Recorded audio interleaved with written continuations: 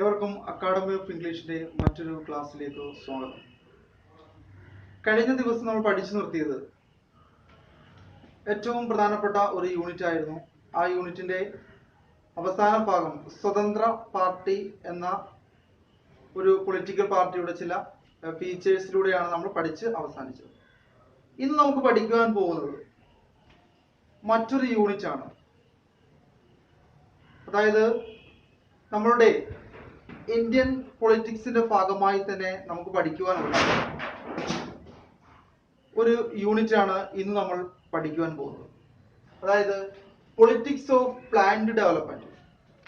എന്താണ് politics of planned development? അതായത് ഇന്ത്യയുടെ ആസൂത്രണത്തെ കുറിച്ച് നമ്മൾ പഠിക്കുന്നത്.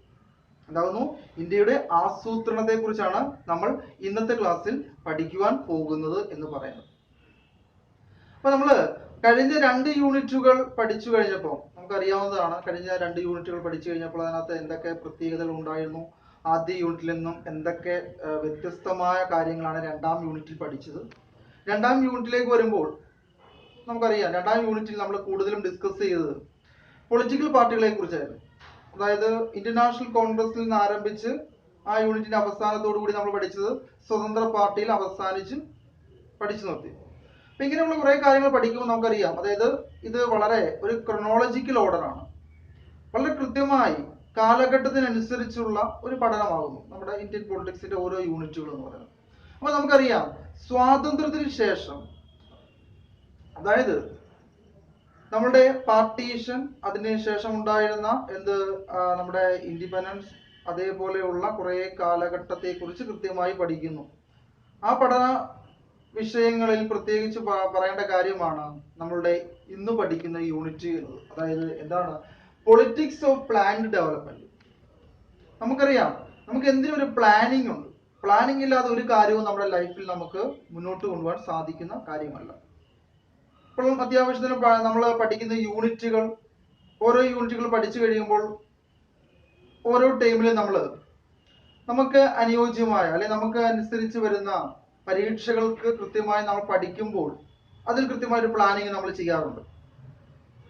ഓരോ വിഷയങ്ങൾ എങ്ങനെ പഠിക്കണം, ആ വിഷയങ്ങൾ ഏത് സമയത്താണ് പഠിക്കേണ്ടത്, അതിന് വിധേയമാക്കുന്നത് പോലെയാണ് ഇവിടെ നമ്മൾ ചെയ്യുന്നത് എന്ത് എന്ന് പറയുന്നത് പ്ലാനിങ് എന്നത്. അതുകൊണ്ട് തന്നെ നമുക്ക് പറയാൻ പറ്റും, പ്ലാനിങ്ങിനെ കുറിച്ച് വളരെ കൃത്യമായിട്ട് ഇന്ത്യൻ പൊളിറ്റിക്സും സ്വാതന്ത്ര്യത്തിന് ശേഷം തന്നെ എന്ത് ചെയ്തിട്ടുണ്ട്, അതായത് വികസനത്തിന് വേണ്ടി ചില കാര്യങ്ങൾ പ്ലാൻ ചെയ്ത് വെച്ചിട്ടുണ്ടായിരുന്നു.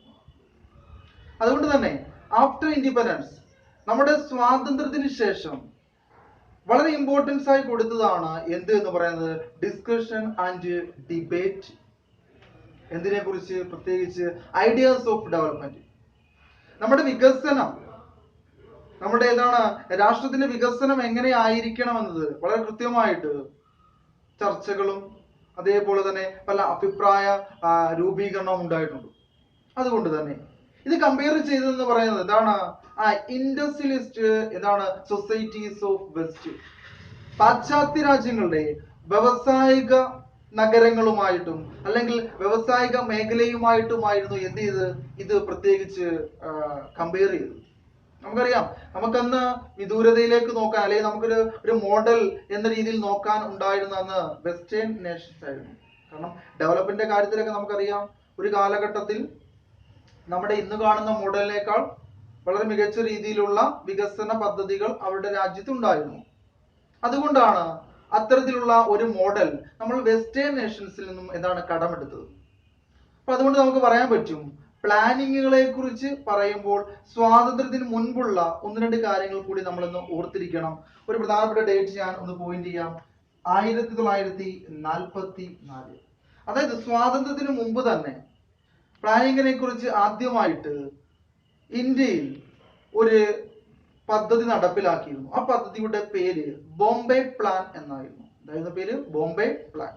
അതായത് ബോംബെ പ്ലാനിലൂടെ ലക്ഷ്യം വെച്ചത് ഒരു ആസൂത്രിത സമ്പദ് വ്യവസ്ഥ ആയിരുന്നു. അതായത് ഇന്ത്യയെ ഒരു ആസൂത്രിത സമ്പദ് വ്യവസ്ഥയിലേക്ക് മാറ്റുക എന്നായിരുന്നു ലക്ഷ്യം എന്നത്. എന്നാൽ കൂടുതലും ഇത് ഒരു സ്വകാര്യ മേഖലയിലേക്കായിരുന്നു ലക്ഷ്യം വെച്ചത്. സ്വകാര്യ മേഖലയിൽ നിന്നും ഇന്ത്യ എന്ന നമ്മുടെ രാജ്യത്തിന് കൂടുതൽ പരിവർത്തനങ്ങൾ ഉണ്ടാക്കുക എന്ന ഒരു പ്ലാനിങ്.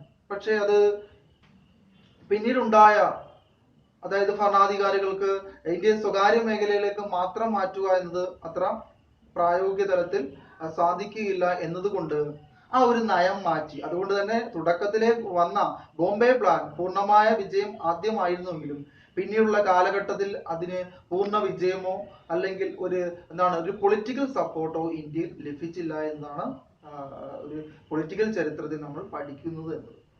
ഇനി മറ്റൊരു പ്രത്യേകത എന്ന് പറയുന്നത്, അതേപോലെ തന്നെ ഓർത്തിരിക്കേണ്ടതാണ് എന്ന് പറയുന്നത്, ഈ പ്ലാനിങ്ങിനെ കുറിച്ച് ആദ്യമായി ഇന്ത്യയിൽ നമുക്ക് അതിനുള്ള ഒരു അറിവ് അല്ലെങ്കിൽ അതിന് വേണ്ടി ഒരു ഇൻട്രൊഡക്ഷൻ നടത്തിയതെന്ന് പറയുന്നത് സർ എം വിശ്വേശ്വരയ്യാണ്. ആരാണ്? Sir M Visvesvaraya. അദ്ദേഹത്തിന്റെ ഏറ്റവും പ്രധാനപ്പെട്ട ടെക്സ്റ്റ് എന്നത് പ്ലാൻഡ് ഇക്കോണമി ഫോർ ഇന്ത്യ. ഇതാണ് ടെക്സ്റ്റിന്റെ പേര്, പ്ലാൻഡ് ഇക്കോണമി ഫോർ ഇന്ത്യ. അതായത് എന്താണ്? ഇന്ത്യയിൽ അല്ലെങ്കിൽ ഇന്ത്യക്ക് ഒരു ആസൂത്രിത സമ്പദ് വ്യവസ്ഥ. അതായത് നമുക്കറിയാം, ഇന്ത്യയെ പോലെയുള്ള ഒരു ജനാധിപത്യ രാജ്യത്ത് ഒരു മേഖലയ്ക്ക് മാത്രം പ്രാധാന്യം കൊടുത്തുകൊണ്ടുള്ള ഒരു ഡെവലപ്മെന്റ് പ്രായോഗികമല്ല എന്ന് ഒരുപാട് നാളുകൾക്ക് മുമ്പേ മനസ്സിലാക്കിയതാണ്.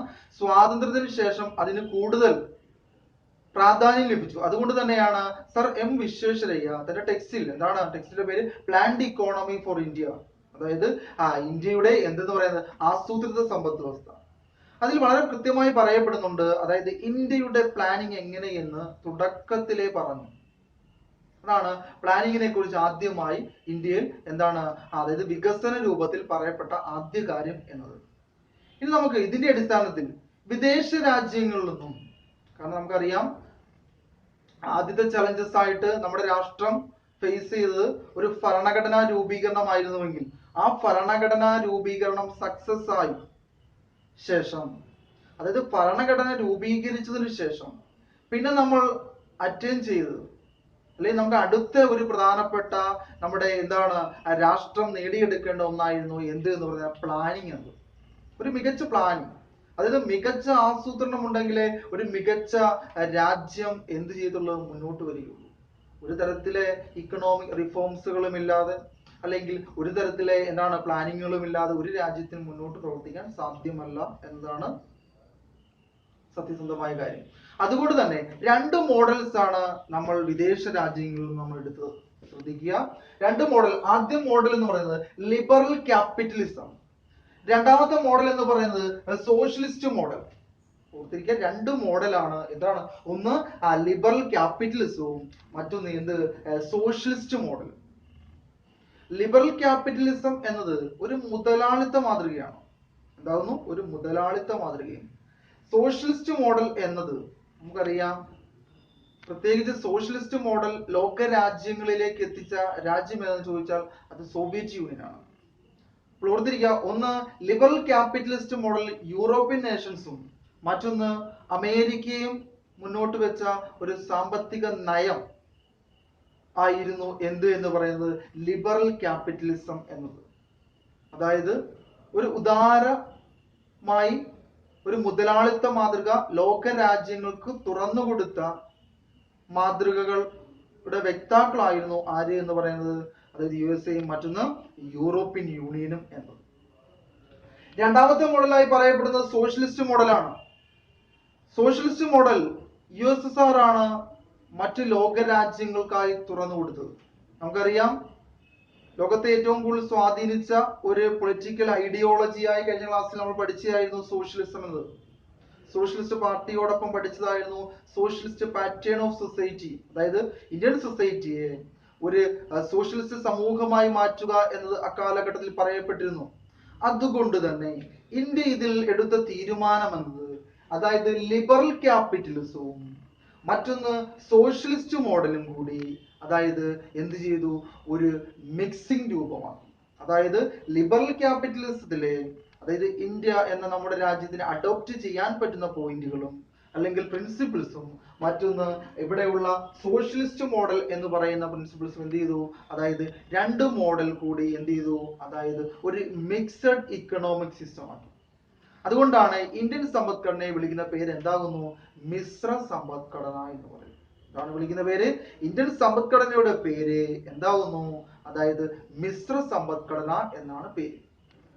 അതുപോലെ അപ്പോൾ രണ്ട് മോഡലാണ്, ഒന്ന് സോഷ്യലിസ്റ്റ് മോഡലും മറ്റൊന്ന് ലിബറൽ ക്യാപിറ്റലിസ്റ്റ് മോഡലും. രണ്ട് മോഡലും ലോകരാജ്യങ്ങളിൽ എങ്ങനെ ഉണ്ടായി എന്നുകൂടി ഓർത്തു വെച്ചോണം. ഇനി നമുക്ക് പഠിക്കാനുള്ളത് ഈ രണ്ട് മോഡലിൽ നിന്നും ഇന്ത്യയിൽ ഫോം ചെയ്ത ഏറ്റവും പ്രധാനപ്പെട്ട ഒരു കമ്മീഷനെ കുറിച്ചാണ് നമ്മൾ പഠിക്കാൻ പോകുന്നത്.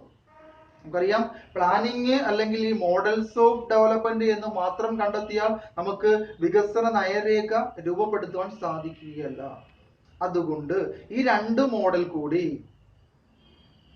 എന്ത് ചെയ്തു, പ്രധാനപ്പെട്ട പ്രിൻസിപ്പിൾസ് ഉൾപ്പെടുത്തിക്കൊണ്ട് ഇന്ത്യയിൽ ഫോം ചെയ്ത കമ്മീഷന്റെ പേരാണ് എന്ത് എന്ന് പറയുന്നത്, പ്ലാനിംഗ് കമ്മീഷൻ ഓഫ് ഇന്ത്യ. എന്താണ് പേര്?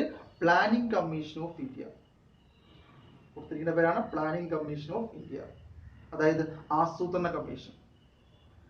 ഇപ്പോൾ പ്രസന്റ് സൊസൈറ്റിയിൽ പ്ലാനിംഗ് കമ്മീഷൻ ഇല്ല, അതിന് പകരമായി നിലനിൽക്കുന്നതാണ് എന്ത്, നീതി ആയോഗ്. അപ്പോൾ പ്ലാനിംഗ് കമ്മീഷൻ എന്നത് എന്തിനെന്ന് ചോദിച്ചാൽ, planning is the key to development for a developing country. അതായത് ഒരു രാജ്യത്തിന്റെ വികസനത്തിന് വേണ്ട താക്കോലാണ് എന്ത് എന്ന് പറയുന്നത്, പ്ലാനിംഗ് എന്നത്, ആസൂത്രണം. ഞാൻ കുറച്ചു മുൻപ് പറഞ്ഞതാണ്, നമ്മൾ പഠിക്കുവാൻ വേണ്ടി പാഠപുസ്തകങ്ങൾ എടുത്തു വെക്കുന്നു, ഓരോ ചാപ്റ്റർ ബൈ ചാപ്റ്റർ ആയിട്ട് നമ്മൾ നോട്ടുകൾ തയ്യാറാക്കുന്നു, ആ നോട്ടുകൾ വായിച്ചു പഠിക്കുന്നു എന്നത് പഠനത്തിന് നമ്മൾ ചെയ്യുന്ന പ്ലാനിംഗ് എന്നതുപോലെ ഒരു രാജ്യത്തിന്റെ വികസനത്തിന് വേണ്ടി അടിസ്ഥാനപരമായി വേണ്ടതാണ് എന്ത് എന്ന് പറയുന്നത്, ആസൂത്രണം എന്നത്. അതുകൊണ്ട് തന്നെയാണ് എന്ത് എന്ന് പറയുന്നത്, ആ രാജ്യം അവിടുത്തെ പൗരന്മാർക്കും എന്താണ് ഇത്തരത്തിലുള്ള കുറെ റൈറ്റുകൾ നൽകുന്നുണ്ട്. അതായത് പ്ലാനിങ് എന്നത് of A quality of life എന്താണ് ടു ഇറ്റ്സ് സിറ്റിസൺ. ആ രാജ്യത്തെ പൗരന്മാർക്ക് മികച്ച നിലവാരമുള്ള ജീവിത ചുറ്റുപാടുകൾ ഒരുക്കി കൊടുക്കുന്നതിൽ നിർണായക പങ്ക് വഹിക്കുവാൻ ഇത്തരത്തിലെ പ്ലാനിങ്ങുകൾക്ക് കഴിയുന്നു. നമുക്ക് അതിന്റെ ഉദാഹരണം എടുക്കാം. ഒരു പൗരൻ ആയി എത്തപ്പെടുമ്പോൾ ആ പൗരന് ആദ്യം കൊടുക്കുന്നത്, അതായത് ഒരു കുട്ടിയായിരിക്കുമ്പോൾ കൊടുക്കുന്ന വിദ്യാഭ്യാസം, അതേപോലെ തന്നെ ഗവൺമെന്റ് കൊടുക്കുന്ന എന്താണ് ഷെൽട്ടർ, ഇങ്ങനെയുള്ള എല്ലാ സംവിധാനവുമാണ് ഒരു ബെറ്റർ ലൈഫ് എന്ന് നമ്മളിവിടെ സൂചിപ്പിച്ചത്. അപ്പോൾ ഇതെല്ലാം മികച്ച രീതിയിൽ കൊടുക്കുമ്പോഴാണ് ആ വ്യക്തി എന്താകുന്നു, ആ രാജ്യത്തിനോട് ഏറ്റവും പ്രധാനപ്പെട്ട രീതിയിൽ ഒരു കടമയും കർത്തവ്യങ്ങളും നിറവേറ്റുന്ന ഒരു പൗരനായി മാറുന്നത്. മനസ്സിലായല്ലോ? അപ്പൊ നമ്മൾ ഇവിടെ പറയാം ക്വാളിറ്റി ഓഫ് ലൈഫ്, ഒരു നിലവാരമുള്ള ജീവിതം കൊടുക്കുന്നു, ഒരു നിലവാരമുള്ള ജീവിതമാണ് കൊടുക്കുന്നത്. അതുകൊണ്ട് തന്നെയാണ് planning commission was constituted in March 15, അതായത് മാർച്ച് 15 എന്ത് ചെയ്തത്, പ്ലാനിംഗ് കമ്മീഷൻ രൂപീകരിക്കുന്നത്. ഏത് വർഷം എന്ന് ചോദിച്ചാൽ ഡേറ്റ് ഓർത്ത് വെച്ചോണം, 1950 1950 മാർച്ച് 15 പ്ലാനിംഗ് കമ്മീഷൻ ഇന്ത്യയിൽ നിലവിൽ വരുന്നത്. ഉദാഹരണം മറന്നുപോലും, ഇന്ത്യയിൽ പ്ലാനിംഗ് കമ്മീഷൻ, ആസൂത്രണ കമ്മീഷൻ നിലവിൽ വരുന്ന വർഷം 1950 എന്നാണ്. 1950 ഇന്ത്യയിൽ പ്ലാനിംഗ് കമ്മീഷൻ നിലവിൽ വരുന്നത്. അതായത് ആസൂത്രണ കമ്മീഷൻ നിലവിൽ വരുന്ന ഡേറ്റ് 1950 മാർച്ച് 15 ആണ്. ഓർത്തിരിക്കേണ്ട കാര്യമാണ്, ഒരു കാരണവശാലും മറന്നുപോലും. ഇനി മറ്റൊരു ഭാഗത്തേക്ക് നമുക്ക് കിടക്കുകയാണ്. ഇത്രയും കാര്യങ്ങൾ ഓർത്ത് വെച്ച് പഠിച്ചോണം, ഒരു കാരണവശാലും വിട്ടുപോലും. ഇനി ഇന്ത്യയിലെ ആദ്യ സംരംഭങ്ങൾ നമുക്ക് നോക്കാം. അതായത് ഈ പ്ലാനിംഗ് കമ്മീഷനും അതുപോലെ പ്ലാനിങ്ങും ഒക്കെ നിലവിൽ വന്നതിന്റെ അടിസ്ഥാനത്തിൽ മറ്റൊരു കാര്യം, അതായത് പ്രത്യേകിച്ച് ഈ പ്ലാനിങ്ങുകളുടെ അടിസ്ഥാനത്തിൽ ഇന്ത്യയിൽ ആരംഭിച്ച പദ്ധതികളുടെ പേര് അല്ലെങ്കിൽ വികസനത്തിനായി തുടങ്ങിയതായിരുന്നു 5 ഇയർ പ്ലാൻ എന്ന് പറയും. പഞ്ചവത്സര പദ്ധതി നമുക്ക് ആ പേരിൽ തന്നെ ഉണ്ട്, 5 ഇയർ പ്ലാൻ. അതായത് ഏതെങ്കിലും ഒന്നിനെ അല്ലെങ്കിൽ ഏതെങ്കിലും ഒരു ടോപ്പിക് അല്ലെങ്കിൽ ഏതെങ്കിലും ഒരു സബ്ജക്റ്റിനെ ഫോക്കസ് ചെയ്തുകൊണ്ട് ആ രാജ്യത്തിന്റെ വികസനം നടപ്പിലാക്കാൻ 5 വർഷത്തേക്ക് മാറ്റിവെക്കുന്ന ഒരു പ്രോജക്റ്റ് ആയിരുന്നു 5 ഇയർ പ്ലാൻ. നമ്മളിവിടെ നേരത്തെ സൂചിപ്പിച്ചു സോഷ്യലിസ്റ്റ് മോഡലിൽ നിന്നും, അതായത് സോഷ്യലിസ്റ്റ് മോഡൽ പഠിച്ചപ്പോൾ നമ്മൾ പറഞ്ഞാണ് USSR എന്ന രാജ്യത്തിൽ നിന്നും കടമെടുത്തതാണ്. Union of Soviet socialist republic, അതാണ് USSRന്റെ ഫുൾ നെയിം എന്ന് പറയുന്നത്. ഓർത്തിരിക്കുക, മറന്നുപോലെ. അവിടെ നിന്നും കടമെടുത്താണ് സോഷ്യലിസ്റ്റ് മോഡൽ. അപ്പൊ ആ സോഷ്യലിസ്റ്റ് മോഡലിൽ നിന്നും 5 ഇയർ പ്ലാൻ കടമെടുക്കുമ്പോൾ, അതായത് പഞ്ചവത്സര പദ്ധതി നമ്മൾ കടമെടുക്കുമ്പോൾ അതായത് ഇവിടെ വികസനത്തിനായി ബജറ്റ് സംവിധാനത്തിനെ അതായത് രണ്ടായി നമ്മൾ എന്ത് ചെയ്യുന്നുണ്ട് തരം തിരിക്കുന്നുണ്ട്. രണ്ടായി എന്ത് ചെയ്യുന്നുണ്ട് തരം തിരിക്കുന്നുണ്ട്. അതുകൂടി എന്ത് ചെയ്യണം ഓർത്തു വെച്ചോണം. അപ്പോൾ അതുകൊണ്ട് ഇവിടെ പറയുന്ന നമ്മൾ എന്താണ് അതായത് സംരംഭങ്ങൾ എന്ന രൂപത്തിൽ നമുക്കറിയാം രണ്ട് മേഖലയായിട്ട് നമുക്ക് എന്താണ് അതിനെ തരംതിരിക്കാം. അതായത് എന്താണ് ഒന്ന് അതായത് പദ്ധതിയേതര ബജറ്റ് ഓർത്തിരിക്കുക. ഒന്ന് പദ്ധതിയേതര ബജറ്റ് അതായത് നോൺ പ്ലാൻ എന്ത് എന്ന് പറയുന്നത് ബജറ്റ് എന്ന രീതിയിൽ അറിയപ്പെടുന്നുണ്ട്, നോൺ പ്ലാൻ. മറ്റൊന്ന് എന്ന് പറയുന്നത് എന്താണ് പ്ലാൻഡ് ബജറ്റ് അതായത് പദ്ധതി ബജറ്റ്. ഇപ്പൊ രണ്ട് ബജറ്റുകളാണ് ഉള്ളത് നമുക്കറിയാം. എന്താണ് അതായത് ഇവിടെയുള്ള 5 ഇയർ പ്ലാൻ എന്നതിൽ അതായത് 5 ഇയർ പ്ലാൻ എന്നത് നമുക്ക് സെലക്ട് ചെയ്ത് പഠിക്കുമ്പോൾ അതിനകത്ത് എന്താണ് ഒരു വിഹിതം അതായത് കേന്ദ്രത്തിന്റെ ഒരു പ്രത്യേകമായ ഒരു എമൗണ്ട് അതിലേക്ക് എന്ത് ചെയ്യുന്നുണ്ട് ഇൻക്ലൂഡ് ചെയ്യപ്പെടുന്നുണ്ട്. അതുകൊണ്ട് തന്നെ അതിനെ രണ്ട് രീതിയിൽ തരംതിരിക്കുന്നുണ്ട്. എന്താണ് ഒന്ന് പ്ലാൻഡ് ബജറ്റും മറ്റൊന്ന് നോൺ പ്ലാൻ ബജറ്റും. നമുക്കറിയാം അതിനകത്ത് പ്രത്യേകിച്ച് ഈ പദ്ധതി ബജറ്റ് എന്നത് പദ്ധതി എന്ന് പറയുന്നതാണ് ഗവൺമെന്റ് ചില പദ്ധതികൾ എന്ന് പറയുന്നത്. റോഡുകൾ, അതേപോലെ തന്നെ ഇറിഗേഷൻ പ്രോജക്റ്റുകൾ, അല്ലെങ്കിൽ എന്താണ് കൺസ്ട്രക്ഷൻ ഓഫ് ഡാംസ്, ഇങ്ങനെ ഒത്തിരി കാര്യങ്ങൾ അതിനകത്ത് വരും. അതൊക്കെ എന്താണ് ഒരു വികസന പദ്ധതിയുടെ ഭാഗമാണ്. വികസന പദ്ധതി പ്രത്യേകിച്ച് പറയുന്ന കാര്യമാണ്. നമുക്ക് നോൺ പ്ലാനിൽ പറയാൻ പറ്റുന്നതാണ് എന്ത് എന്ന് പറയുന്നത് സാലറി അതായത് ഉദ്യോഗസ്ഥർക്ക് കൊടുക്കുന്ന എന്താണ് അതായത് സാലറി, അതേപോലെ തന്നെ എന്താണ് പെൻഷൻസ്, ഇതെല്ലാം തന്നെ എന്താണ് പദ്ധതിയേതര ബജറ്റാണ്. അത് ഇതിന്റെ എന്താണ് പറയുന്ന കണക്കുകൾ കൂടി കുറഞ്ഞും ഇരിക്കും. എന്നാൽ ഒരു പദ്ധതിക്ക് വേണ്ടി നമ്മൾ ചെലവാക്കുന്നത് ഇത്ര കോടി, നമ്മൾ പത്രങ്ങളൊക്കെ എടുത്ത് പരിശോധിക്കുമ്പോൾ ഇത്ര കോടിയുടെ രൂപം മുടക്കിയാണ് ഇന്ന ഒരു പാലം അല്ലെങ്കിൽ റോഡ് എന്നിവ നിർമ്മിച്ച് നമുക്ക് പറയുന്നത്. അത്രയും കോടിയാണ് അതിനായിട്ട് ഉപയോഗിക്കുന്നത്. എന്നാൽ നമുക്ക് ചിലപ്പോൾ ഈ വർഷം ഉപയോഗിക്കുന്ന ഒരു ഇതായിരിക്കത്തില്ല സാലറിക്ക് വേണ്ടി ഉപയോഗിക്കുന്നത്, അതേപോലെ പെൻഷൻസിന് വേണ്ടി, അതിൽ വ്യത്യാസങ്ങൾ വരാറുണ്ട്. അപ്പോൾ ഇവിടെ ഉള്ളത് ആദ്യ സംരംഭങ്ങൾ എന്ന് പറയുന്നതിനകത്ത് പ്രത്യേകിച്ച് ബജറ്റുകൾ ഉൾപ്പെടുത്തിയത് എന്തിനു വേണ്ടിയാണ് നമ്മുടെ 5 ഇയർ പ്ലാൻ പഞ്ചവത്സര പദ്ധതികൾ വളരെ കൃത്യമായിട്ട് മുന്നോട്ട് കൊണ്ടുപോകാൻ വേണ്ടിയാണ് ഇത് ഉൾപ്പെടുത്തിയത് എന്ന് പറയുന്നത്. 5 ഇയർ പ്ലാനെ കുറിച്ചാണ് നമ്മൾ പറഞ്ഞു തുടങ്ങിയത്. അതായത് ഈ ഒരു യൂണിറ്റിൽ നമുക്ക് പഠിക്കുവാനുള്ളത് 3 പ്രധാനപ്പെട്ട 5 ഇയർ പ്ലാൻ ആണ്. 5 ഇയർ പ്ലാൻസ് പഠിക്കുമ്പോൾ ഓർത്തിരിക്കേണ്ട 3 ഡേറ്റുകൾ കൂടി പറയാം വിട്ടുപോലെ. അതായത് ഒന്നാമത്തെ 5 ഇയർ പ്ലാൻ ആരംഭിക്കുന്നത് 1951 1951 മുതൽ 56 വരെ. രണ്ടാമത്തെ പഞ്ചവത്സര പദ്ധതി ആരംഭിക്കുന്നത് 1956 സ്റ്റാർട്ട് ചെയ്യുകയും 1961 അവസാനിക്കുകയും ചെയ്യുന്നു. മൂന്നാമത്തെ പ്രോജക്റ്റ് അതായത് മൂന്നാമത്തെ പഞ്ചവത്സര പദ്ധതി 1961 ആരംഭിച്ച് 66 എൻഡ് ചെയ്യുന്നു. ഇതാണ് 3 പ്രധാനപ്പെട്ട പഞ്ചവത്സര പദ്ധതി നമ്മൾ പഠിക്കുന്നുള്ളത്.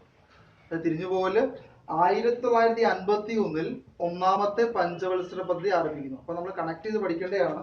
നമ്മൾ തൊട്ട് മുമ്പ് പറഞ്ഞാണ് 1950 ഇവിടെ കൊടുത്തിരുന്ന ഡേറ്റ് എന്തിന്റെയാണ്? അതായത് ഇന്ത്യയിൽ എന്താ ആരംഭിക്കുന്നത്? പ്ലാനിംഗ് കമ്മീഷൻ ആരംഭിക്കുന്ന വർഷം 1950 ആണ്. അപ്പോൾ 50ഓടുകൂടി എന്ത് ചെയ്തു? അതായത് കേന്ദ്ര ഗവൺമെന്റ് നിർദ്ദേശപ്രകാരമാണ് ഈ ആസൂത്രണ കമ്മീഷൻ രൂപം കൊള്ളുന്നതും. അതിന്റെ അടിസ്ഥാനത്തിൽ തൊട്ടടുത്ത വർഷമാണ് 1951. 51 ആരംഭിക്കുന്ന എന്താണ്? 51 സ്റ്റാർട്ട് ചെയ്ത് എന്ത്? അതായത് 5 ഇയർ പ്ലാൻ ആരംഭിച്ചു. നമ്മൾ പറഞ്ഞല്ലോ, അതായത് ആ പേരിൽ തന്നെ ഉണ്ട് 5 ഇയർ പ്ലാൻ എന്താകുന്നു? 5 വർഷത്തിന് ഒരു വികസന നയരേഖ രൂപപ്പെടുത്തുകയാണ് ചെയ്യുന്നത് എന്ന് പറയുന്നത്. അതുകൊണ്ട് തന്നെ first 5 year plan focus on agriculture, അതായത് അഗ്രികൾച്ചർ സെക്ടറിനായിരുന്നു പ്രഥമ പരിഗണന കൊടുത്തത്. നമുക്കറിയാം എന്തുകൊണ്ടായിരിക്കാം അഗ്രികൾച്ചർ സെക്ടറിന് പരിഗണന കൊടുത്തത്. എന്തുകൊണ്ടായിരിക്കാം? അതായത് നമുക്ക് അക്കാലഘട്ടത്തിൽ ബ്രിട്ടീഷ് ഭരണത്തിന് ശേഷം പ്രത്യേകിച്ച് പോവർട്ടി, അൺഎംപ്ലോയ്മെന്റ് ഇങ്ങനെയുള്ള ഒരുപാട് സോഷ്യൽ ഇഷ്യൂസ് നിലനിൽക്കുന്നതാണ്. അപ്പോൾ ഉടനെ തന്നെ നമ്മൾ ഇൻഡസ്ട്രിയൽ സെക്ടറോ അല്ലെങ്കിൽ മറ്റേതെങ്കിലും ഫോറിൻ പവേഴ്സോ അല്ലെങ്കിൽ ഫോറിൻ പോളിസികളോ മറ്റെന്തെങ്കിലും സംവിധാനത്തിൽ ഫോക്കസ് ചെയ്തുകൊണ്ട് ചെയ്യേണ്ട കാര്യമല്ല എന്ത്? അതായത് ആദ്യ പ്രോജക്റ്റ്. അതുകൊണ്ട് അടിസ്ഥാനപരമാണ്, അതായത് പ്രൈമറി സ്റ്റേജിൽ എന്ത് ഡെവലപ്മെന്റ് കൊണ്ടുവരാൻ സാധിക്കും. അപ്പോൾ അതാണ് ആദ്യം ചെയ്ത പരിപാടി എന്ന്. അതുകൊണ്ട് തന്നെ ഇതിൽ സഹായിച്ച അല്ലെ ഇതിന് ഇങ്ങനെയുള്ള ഒരു പ്രോജക്റ്റിന് ആദ്യത്തെ ഒരു എല്ലാ രീതിയിലുള്ള അതായത് ഈ ഒരു പദ്ധതി ഇൻട്രൊഡ്യൂസ് ചെയ്യാൻ സഹായിച്ചതാണ് പേര് ഓർത്തു വെച്ചോണം, യങ് ഇക്കണോമിക്സ് KN രാജ്. അപ്പോൾ രണ്ട് പ്രധാനപ്പെട്ട 5 ഇയർ പ്ലാൻ ആണ് നമ്മൾ ഇന്ന് പഠിക്കുന്നത്. അപ്പോൾ KN രാജ് ആണ് എന്ത് ചെയ്തത്, ആദ്യത്തെ പദ്ധതി തയ്യാറാക്കിയത്. അതായത് KN Raj drafted the plan and declare should hasten slowly. പറയുന്നുണ്ട് നമ്മളിത് വളരെ സാവധാന മുന്നേറ്റമാണ്. നമുക്കറിയാം നമ്മളൊരു ഡെമോക്രസിയിലേക്ക് എത്തപ്പെട്ടു. അതിന്റെ പരിമിതമായ റിസോഴ്സിൽ നിന്നും നമ്മൾ വളരെ വളരെ പതുക്കെയുള്ള മുന്നേറ്റമാണ്. ഒരു സഡൻ ആക്ഷനിലേക്ക് പോയി കഴിഞ്ഞാൽ ഒരുപക്ഷെ അത് താങ്ങുവാനുള്ള ശേഷി ഇന്ത്യയെ പോലെയുള്ള അതായത് സ്വാതന്ത്ര്യം ലഭിച്ച് കഴിഞ്ഞ ഒരു രാജ്യത്തിന് സാധ്യമല്ല. അതുകൊണ്ട് തന്നെ ഒന്നാം പദ്ധതിയിൽ സഹായിച്ച ഒന്നാം പദ്ധതിയുടെ കരട് രൂപം അത് എന്തൊക്കെയാണ് ഉൾപ്പെടുത്തേണ്ടത്, ഏതിനൊക്കെ പ്രഥമ പരിഗണന കൊടുക്കണം എന്നിവ ലക്ഷ്യം വെച്ച് അത് തയ്യാറാക്കിയ വ്യക്തിയുടെ പേരാണ് അതായത് സാമ്പത്തിക ശാസ്ത്രജ്ഞനായ KN രാജാണ്. അത് ആ ഒരു പ്രോജക്റ്റിന് വേണ്ടി എല്ലാ ലീഡർഷിപ്പും കൊടുത്തത്. അപ്പോൾ പേര് ഞാൻ വീണ്ടും പറയാനുള്ള കാര്യം, നമുക്ക് ഈ ഒരു ചാപ്റ്ററുമായിട്ട് ബന്ധപ്പെട്ട് അതായത് 5 ഇയർ പ്ലാൻ എന്ന ടോപ്പിക്കുമായിട്ട് ബന്ധപ്പെട്ട് പരീക്ഷകൾ ചോദിച്ച ഒരു രീതിയാണ് എന്ന് പറയുന്നത് ഈ മാച്ചസ് ഫോളോ. അപ്പം അങ്ങനെ അതിനകത്ത് KN രാജ് അതുപോലെ രണ്ടാമത്തെ പ്രോജക്റ്റ് ഫസ്റ്റ് പ്രോജക്റ്റ് ഇങ്ങനെ ലിങ്ക് ചെയ്ത് തരും. അപ്പോൾ പേരുകൾ മറന്നുപോലെ ഒന്നാമത്തെ പദ്ധതിയുടെ പേരിൽ ഉൾപ്പെടുത്തേണ്ട അല്ലെങ്കിൽ അതിനകത്ത് ഓർത്തിരിക്കേണ്ട പേര് KN രാജിന്റെയാണ് ഓർത്തിരിക്കുക. അപ്പോൾ അദ്ദേഹം പറയുന്നതാണ് സാവധാന മുന്നേറ്റമാണ് ഉദ്ദേശിച്ചത്. അതേപോലെ തന്നെ അതിനകത്ത് പ്രധാനമായിട്ട് investment were made in dam and irrigation projects. നമുക്കറിയാം പ്രത്യേകിച്ച് അഗ്രികൾച്ചർ സെക്ടർ മേഖലയാണ് എങ്കിൽ അതിനകത്ത് കൂടുതൽ ഇൻവെസ്റ്റ്മെന്റ് ഉണ്ടായത് എന്തിനൊക്കെയാണ്, ഒന്ന് ഡാം, മറ്റൊന്ന് ഇറിഗേഷൻ പ്രോജക്റ്റുകൾ, അതായത് അണക്കെട്ടുകളുടെയും അതേപോലെ തന്നെ ജലസേചന പദ്ധതികൾക്കുമായിരുന്നു പരിഗണന കൊടുത്തത്. കാരണം അതിന്റെ ഈ രണ്ട് പരിപാടിയും എങ്ങനെയാണ് ഒന്നാം പദ്ധതിയുമായി ലിങ്ക് ചെയ്യുന്നത് നമുക്ക് വളരെ വേഗത്തിൽ തന്നെ മനസ്സിലാക്കി എടുക്കാൻ പറ്റും. എന്തുകൊണ്ടായിരിക്കും, ഇറിഗേഷൻ അതായത് ജലസേചന പദ്ധതികളിലൂടെ നമുക്ക് എന്ത് കിട്ടും, കാർഷിക മേഖലയിൽ കിട്ടുന്ന ഒരു ഉണർവ്. അപ്പം ഇങ്ങനെയുള്ള സംവിധാനങ്ങൾ പ്രത്യേകിച്ച് പറയപ്പെടുന്നതാണ് ഹിരാക്കുഡ്, മറ്റൊന്ന് ഫക്രാനംഗൽ പ്രോജക്റ്റുകൾ എന്ന് പറയുന്നത്. ഇന്ത്യയിൽ തന്നെ ഏറ്റവും വലിയ അണക്കെട്ടുകൾ എന്ന രൂപത്തിൽ അറിയപ്പെടുന്ന ഹിരാക്കുഡ്, മറ്റൊന്നാണ് ഫക്രാനംഗൽ പ്രോജക്റ്റ്. ഇത് പ്രത്യേകിച്ച് focus on attention on land reforms. അതേപോലെ തന്നെ ഒന്നാം പദ്ധതിയിൽ ഉദ്ദേശിച്ചതാണ് ലാൻഡ് റിഫോംസ്, ഭൂപരിഷ്കരണം. നമുക്കറിയാം അതിനു മുമ്പ് ലാൻഡ് ലോഡ്സിൽ മാത്രം ഒതുങ്ങിക്കൂടിയ ഭൂമി പ്രത്യേകമായ ലോയുടെ അടിസ്ഥാനത്തിൽ ചില റിഫോംസിന്റെ അടിസ്ഥാനത്തിലാണ് എന്ത് ചെയ്തത്, നമ്മൾ ഇന്നു കാണുന്ന രൂപത്തിലേക്ക് എത്തിച്ചത്. നമ്മുടെ കേരളത്തിലേക്ക് അങ്ങനെ ഒരുപാട് ഭൂപരിഷ്കരണ നിയമങ്ങളൊക്കെ വന്നിട്ടുണ്ട്. അതൊക്കെ നമ്മൾ പല ക്ലാസ്സുകൾ കേരളം നമ്മൾ പഠിക്കുന്നതായിരിക്കും. അപ്പൊ ഇവിടെ പറയുന്ന റിഫോംസുകൾ പ്രത്യേകിച്ച് ലാൻഡ് റിഫോംസ്, ഭൂപരിഷ്കരണം നടപ്പിലാക്കുകയും അതേപോലെ തന്നെ ഇങ്ങനെയുള്ള ഇറിഗേഷൻ പ്രോജക്റ്റുകളും അതേപോലെ തന്നെ ഡാം കൺസ്ട്രക്ഷനും ഒക്കെ ഒന്നാം പദ്ധതിയിൽ ലക്ഷ്യം വെച്ചത് ആയിരുന്നു. ഇനി വളരെ വേഗത്തിലുള്ള മുന്നേറ്റം ഒരുപക്ഷെ നമുക്ക് വലിയ പ്രശ്നങ്ങൾ കാരണമാകാം. അതായിരുന്നു ഒന്നാം പദ്ധതിയിൽ ലക്ഷ്യം വെച്ചത് എന്ന് പറയുന്നത്. ഇനി നമുക്ക് നോക്കാനുള്ളത് രണ്ടാമത്തെ പദ്ധതിയാണ്. 1956 ആരംഭിക്കുകയും 61 അവസാനിക്കുകയും ചെയ്യുന്ന സെക്കൻഡ് 5 ഇയർ പ്ലാൻ എന്നത് രണ്ടാം പദ്ധതി എന്ന് പറയുന്നത്. രണ്ടാം പദ്ധതി ഫോക്കസ് ഓൺ എന്തായിരിക്കും, ഇൻഡസ്ട്രിയൽ അല്ലെങ്കിൽ ഇൻഡസ്ട്രിക്ക് വ്യവസായിക മേഖലയ്ക്ക് കൂടുതൽ പരിഗണന നൽകുക. കാരണം കാർഷിക മേഖലയിൽ കൈവരിക്കാൻ പറ്റുന്ന കാര്യങ്ങൾ കൈവരിച്ചതിന് ശേഷം ഇനി നമുക്ക് ചെയ്യാൻ പറ്റുന്നത് വ്യവസായിക മേഖലയിലേക്കുള്ളൊരു മാറ്റമാണ്. അതാണ് second plan was drafted by a team economist headed PC Mahalanobis. ഈ രണ്ടാം പദ്ധതിയുടെ ഹെഡ് തലവനായി അറിയപ്പെടുന്നത് ആരായിരുന്നു, PC മഹ്ലനോബിസ് ആയിരുന്നു. ഒന്നാമത്തത് KN രാജ് ആണെങ്കിൽ രണ്ടാം പദ്ധതിയിൽ ഓർത്തിരിക്കേണ്ട പേരാണ് PC മഹ്ലനോബിസ്. അദ്ദേഹം ഒരുപാട് പ്രോജക്റ്റുകൾ, അതായത് ഹെവി ഇൻഡസ്ട്രീസ്, ഇന്ത്യയിൽ വൻകിട തരത്തിലുള്ള വ്യവസായിക മേഖലകൾക്ക് പ്രാധാന്യം കൊടുക്കണം എന്ന് വാദിക്കുകയും അതേപോലെ തന്നെ ഇൻഡസ്ട്രിയൽ സെക്ടറിന് രണ്ടാം പദ്ധതിയിൽ പ്രഥമ പരിഗണന കൊടുത്തുകൊണ്ടുള്ള വികസന രൂപരേഖ നടപ്പിലാക്കി PC മഹ്ലനോബിസ് എന്നത്. ഇനി മറ്റൊരു പ്രത്യേകത, അതായത് ഇന്റർനാഷണൽ കോൺഗ്രസിന്റെ അതായത് ആവടി സെഷൻ എന്താണ് ഒരു കോൺഫറൻസിൽ നടന്ന ഒരു പ്രമേയത്തിൽ പറയപ്പെടുന്നതാണ് ഇന്ത്യയെ ഒരു വ്യവസായിക രാജ്യമാക്കി മാറ്റുക എന്നത് സ്വാതന്ത്ര്യം ലഭിക്കുന്നതിന് മുമ്പ് തന്നെ ഇന്റർനാഷണൽ കോൺഗ്രസിന്റെ ആവശ്യമായിരുന്നു. അങ്ങനെയുള്ള കുറെ പോയിന്റുകൾ അല്ലെങ്കിൽ അങ്ങനെയുള്ള ചില നിർദ്ദേശങ്ങൾ കൂടി രണ്ടാം പദ്ധതിയിൽ ഉപയോഗിച്ചു എന്നാണ് ഒരു പ്രത്യേകത. രണ്ടാം പദ്ധതിയിൽ ഉപയോഗിച്ചു, ഓർത്തിക്കേണ്ട കാര്യമാണ്, രണ്ടാം പദ്ധതിയിൽ ഉപയോഗിച്ചത്. അതുകൊണ്ട് തന്നെ അതിൽ പറയപ്പെടുന്നതാണ്, ഇതിനു മുമ്പ് ഒരു പൊളിറ്റിക്കൽ പാർട്ടി ഉപയോഗിച്ചു നമ്മൾ പഠിച്ചതാണ് സോഷ്യലിസ്റ്റ് പാർട്ടി ഓഫ് സൊസൈറ്റി, അതായത് ആവടി സെഷൻ കോൺഗ്രസിന്റെ ഒരു പ്രത്യേകതയാണ്. അപ്പൊ ഇതെല്ലാം കൂടി ചേർന്നപ്പോൾ എന്താണ് അതായത് രണ്ടാം പദ്ധതി തയ്യാറാക്കിയത് PC മഹ്ലനോബിസ്. അതേപോലെ തന്നെ എന്താണ് ഇതിനുവേണ്ടി ഉപയോഗപ്പെടുത്തിയത് എന്ന് പറയുന്നത് എന്തായിരുന്നു, അതായത് പഴയ ഒരു ഇന്റർനാഷണൽ കോൺഗ്രസിന്റെ സമ്മേളനത്തിൽ ഉള്ള ഒരു നിർദ്ദേശം കൂടി പരിഗണിച്ചാണ് രണ്ടാം പദ്ധതി മുന്നോട്ട് പോകുന്നത്. ഈ നമുക്ക് അതിനകത്ത് ഓർത്തിരിക്കേണ്ട പേരാണ് അല്ലെങ്കിൽ ഓർത്തിരിക്കേണ്ട പ്രത്യേകതയാണ് ഇൻഡസ്ട്രീസ്. എന്തൊക്കെയാണ്, ഏതൊക്കെ മേഖലയാണ്? Like railway, iron and steel, അതേപോലെ തന്നെ എന്താണ് machinery and electricity were developed in the public sector. പൊതുമേഖലയിലേക്ക് മാത്രം. അതൊക്കെ റെയിൽവേ, നമുക്കറിയാം പ്രൈവറ്റ് മേഖലയിലേക്കുള്ള ഒരു കാര്യമല്ല എന്ത് റെയിൽവേ എന്ന് പറയുന്നത്. അത് ഇന്ത്യയുടെ തന്നെ ഏറ്റവും കൂടുതൽ വരുമാനം ലഭിക്കുന്ന ഒരു ഡിപ്പാർട്ട്മെന്റ് കൂടിയാണ്. അപ്പോൾ റെയിൽവേ, അതേപോലെ തന്നെ എന്താണ് അയൺ ആൻഡ് സ്റ്റീൽസ് കമ്പനീസ്, അതേപോലെ തന്നെ എന്താണ് ഇലക്ട്രിസിറ്റി, ഇങ്ങനെയുള്ള ഒരുപാട് മേഖലകൾ എന്ത് ചെയ്തു, അതായത് ഇന്ത്യ പൊതുമേഖലയിൽ തന്നെ നിലനിർത്തിയെന്നായിരുന്നു ഒരു പ്രത്യേകത എന്ന് പറയുന്നത്. അതേപോലെ തന്നെ ഇതെല്ലാം തന്നെ ഈ പറഞ്ഞ പോയിന്റുകൾ turning point in Indian development, ഇന്ത്യയുടെ ഏറ്റവും പ്രധാനപ്പെട്ട വികസനത്തിന്റെ ഏറ്റവും ടേണിംഗ് പോയിന്റുകളായിരുന്നു ആദ്യത്തെ പദ്ധതിയും മറ്റൊന്ന് എന്താണ് രണ്ടാമത്തെ പ്രോജക്റ്റ് എന്ന് പറയുന്നത്. അപ്പോൾ നമ്മൾ പറഞ്ഞ എന്തൊക്കെയാണ് രണ്ട് കാര്യങ്ങൾ ഇപ്പോൾ പറഞ്ഞു നിർത്തിയത്, ഒന്നാം പദ്ധതിയും മറ്റൊന്ന് രണ്ടാമത്തെ പദ്ധതി. ആ രണ്ട് പദ്ധതികളും ഓർത്തിരിക്കുക. ഇന്ന് പറഞ്ഞ കാര്യങ്ങൾ, ഒന്ന് liberal model, liberal capitalist model, മറ്റൊന്ന് എന്ത് പറയുക സോഷ്യലിസം. ഇത് നമ്മൾ ഇന്ത്യയുടെ എന്താണ് അതായത് വികസന നയരേഖകളായിരുന്നു. രണ്ട് പോയിന്റിൽ നിന്നും കടമെടുത്തതാണ് മിക്സഡ് ഇക്കണോമിക് സിസ്റ്റം എന്ന് പറയപ്പെടുന്നത്. അതേപോലെ തന്നെ ഓർത്തിരിക്കാനാണ് എന്ത് planning commission of India. Planning commission of India recommend ചെയ്ത എന്താണ് ഒരു പദ്ധതിയായിരുന്നു എന്ത് എന്ന് പറയുന്നത് 5 year പ്ലാൻ. എവിടെ നിന്ന് കടമെടുത്തു? സോവിയറ്റിൽ നിന്ന് കടമെടുത്തു. ഇത്രയും കാര്യങ്ങൾ വളരെ കൃത്യമായിട്ട് ഓർത്തിരിക്കാം. അടുത്ത ക്ലാസ്സിൽ നമുക്ക് ഇതിന്റെ ബാക്കി ഭാഗം പഠിക്കാം.